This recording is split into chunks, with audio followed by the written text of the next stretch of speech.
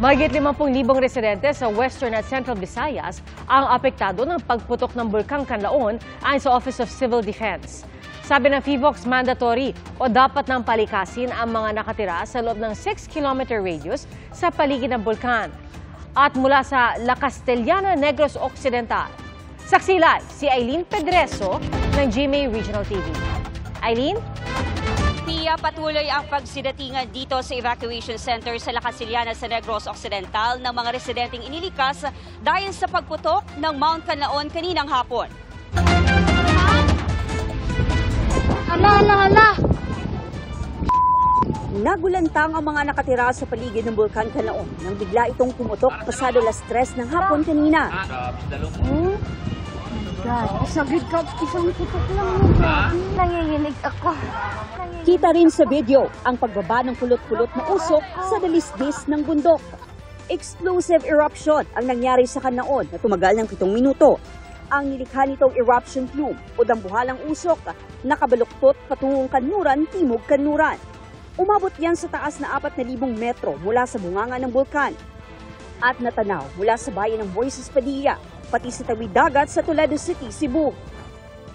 Ang abong ibinuga ng bulkan, bumagsak sa barangay Ilihan sa Bago City at dumampi pa sa balat ng isang netizen. Nagka-ashfall din o pag-ulan ng abo sa La Carlota City. Akala nga raw ni Nanay Jocelyn, bumuhos lang ang ulan. Parang malakas na ulan. Akala ko nga ulan, kinuha namin yung mga sampay namin. Oh, bakit hindi naman ako nabasa? Kaya pala buhangin yung bumapatak. Ang mga nasa tabi ng kalsada, iniwan muna ang mga paninda nilang prutas at gulay at nagsipasok sa kanilang mga bahay. Sumama ang pakiramdam ng ilan. Para naninikip yung dibdib namin. Dami alikabok sa daan. Maraming asupre na nakakapit sa mga paninda. Iway man tamay mo kay medyo pigado, matikinanglan, tagid-tiyagaan eh. Umakyat kami sa taas ng ano namin at saka maglagay ng mask at magkuha ng basahan na nabasa para ipuna sa mga lamisa. Dahil sa ashfall, nagsagawa na ng evacuation sa ilang bahagi ng Bago City at La Castellana ayon sa Negros Occidental PDRRMO. Mapanganib sa kalusugan ng abo mula sa bulkan, kaya payo sa mga residente gumamit ng face mask at iwasan munang lumabas ng bahay. Nakahanda na raw ang mga disaster response team, gayon din ang mga kakailanganing food at non-food items. Nag-abiso ang FIVOX na iwasan ng mga eroplano ang lugar malapit sa bunganga ng bulkan. Bagamat sa ngayon, wala pang canceled flights sa mga airports sa Iloilo, Calibo, Bacolod, Rojas at Antique. Ang pagputok ng bulkan kanina, kahalin tulad daw na nangyaring eruption din ng Kanlaon nitong Hunyo. Mula Alert Level 2, itinaas na sa Alert Level 3 ang Kanlaon. Ibig sabihin, nagsisimula na ang magmatic unrest. Posible ring sumunod ang kasing lakas o mas malakas na eruption. Posible rin naghay kanina magkaroon ng Pyroclastic Density Current o PDC na ayon sa FIVOX ay pinakadelikadong epekto ng eruption.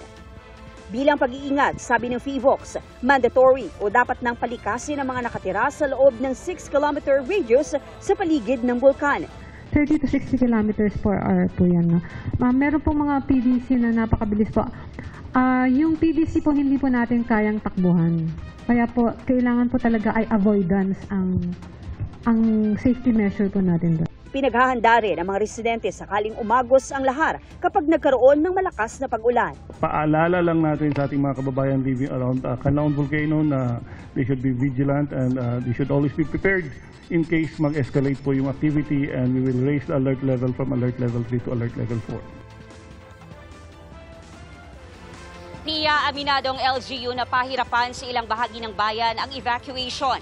Ngunit tinitiyak ng response team na maihahatid sa ligtas na lugar ang mga evacuees. Sa ngayon ay nagsasagawa ng briefing para sa mga dapat gawin at patakaran sa loob ng evacuation center. Mula dito sa La Castellana sa Negros Occidental para sa GMA Integrated News, ako sa Eileen Pedreso ng GMA Regional TV, ang inyong saksi. Mga kapuso, maging una sa saksi. Mag-subscribe sa GMA Integrated News sa YouTube para sa iba't ibang balita.